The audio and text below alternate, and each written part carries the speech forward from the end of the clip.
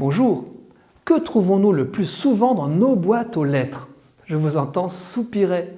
Prospectus publicitaire, courrier administratif, avis d'imposition ou de contravention, dépliant d'organismes faisant appel à notre générosité, publications diverses, mais presque plus de vraies lettres personnelles. Et pourtant, n'est-il pas délicieux d'ouvrir une missive, d'en déchiffrer l'écriture? Les lettres se font rares. Du coup, elles nous sont encore plus chères et c'est justement cette balle que je propose de prendre au bon.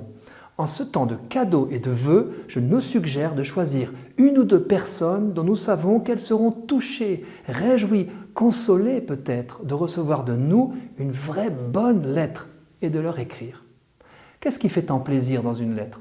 Comme pour tout cadeau, c'est d'abord l'attention portée à l'autre, le temps passé, les mots choisis.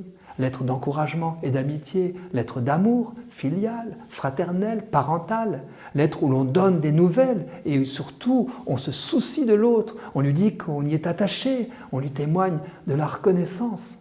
L'art de la lettre consiste à trouver un subtil équilibre entre ce que l'on dit de soi et ce que l'on imagine de l'autre.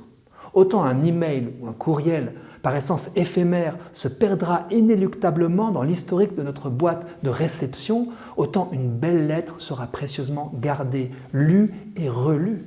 On le vérifie après les décès. Les lettres sont souvent conservées, classées.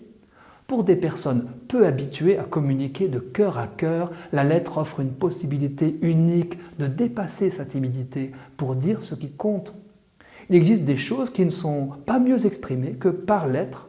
C'est pourquoi dans certains couples ou dans certaines familles, on s'écrit des lettres sans passer par la poste, juste pour dire qu'on s'aime, se demander pardon, s'écrire les mots les plus grands et les plus sérieux de la vie.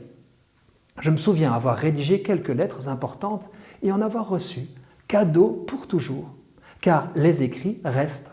On retrouve parfois dans ces affaires une lettre d'un cher disparu qui ranime son souvenir. Quand quelqu'un me raconte quelque chose que je juge important, il m'arrive souvent de lui demander « Pourriez-vous me l'écrire ?» Je sais que l'écriture favorise la profondeur de la pensée, nourrit la réflexion, renforce la créativité, aide à voir juste. Même spontanée, une lettre est en général écrite et lue avec plus de recul que les messages instantanés, les SMS un peu envahissants. Une lettre bienveillante ne dérange jamais. Enfin, nous avons avec la lettre une relation charnelle parce qu'une main l'a écrite ou au moins signée. Elle s'est appliquée pour nous à être lisible. L'effort, car c'en est un, consenti pour rédiger l'enveloppe, coller le timbre et poster, renforce la valeur de l'envoi. Le récipiendaire tiendra à son tour la lettre dans sa main. Le cadeau a voyagé, il vient de quelque part, la coutume est d'indiquer au début où et quand nous avons écrit, et atterrit à un endroit précis. Tant de messages sont virtuels, hors sol. Voilà les amis, je n'ai pas de meilleure idée de cadeau à vous proposer, à nos crayons et à nos papiers. À bientôt.